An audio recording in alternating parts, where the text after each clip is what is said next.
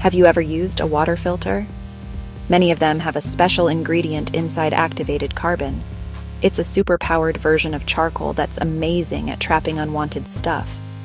Scientists use a technique called chromatography to separate different molecules from a mixture. Think of it like a race where different runners move at different speeds. In one type, liquid-solid chromatography, or LSC, we use a solid material to slow down certain parts of a liquid mixture. This solid stuff is called the stationary phase. It's the racetrack that the molecules run on. So here's a big, exciting question. Could we use that same amazing activated carbon from our water filters as the racetrack in our scientific separations? Let's break it down. Chromatography is one of the most powerful tools in a science lab. It helps us do incredible things, like figuring out what's in a sample of water, developing new medicines, or even solving crimes. The stationary phase is the heart of this whole process. It has to be just right. If it's too sticky, nothing moves. If it's not sticky enough, everything rushes past without separating.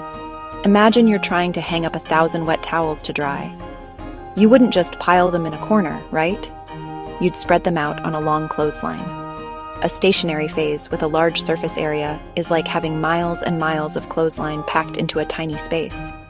This gives the molecules in our mixture tons of room to interact with the surface, which is essential for a good separation. So now that we know what we're looking for, let's take a closer look at activated carbon. And wow, does it deliver on some of our key requirements? The number one thing that makes activated carbon so incredible is its gigantic surface area. It's almost hard to believe. If you could take just 1 gram of activated carbon, that's about the weight of a paperclip, and flatten out all of its internal surfaces, it could cover an entire football field. This is because it's not a solid block of carbon.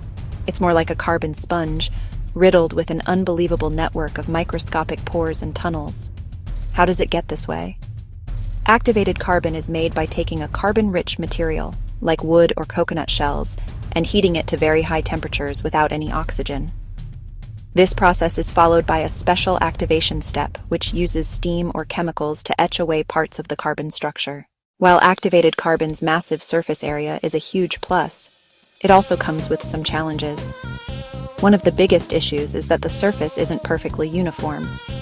Imagine a road with some smooth pavement, some gravel patches, and a few super sticky tar pits. That's kind of what the surface of activated carbon can be like.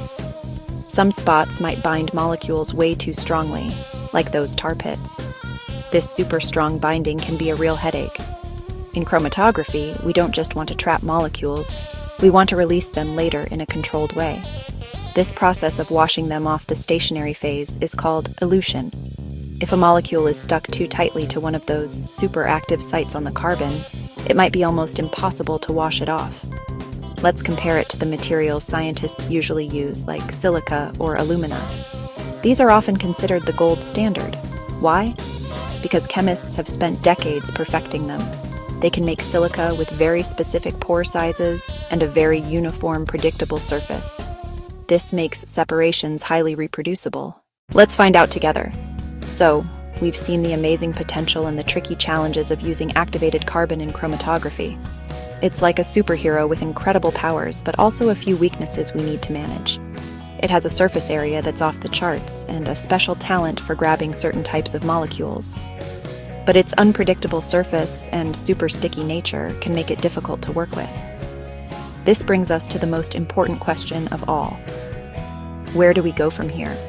Does activated carbon deserve a bigger role in the world of scientific separations? I think the answer is a big, resounding yes.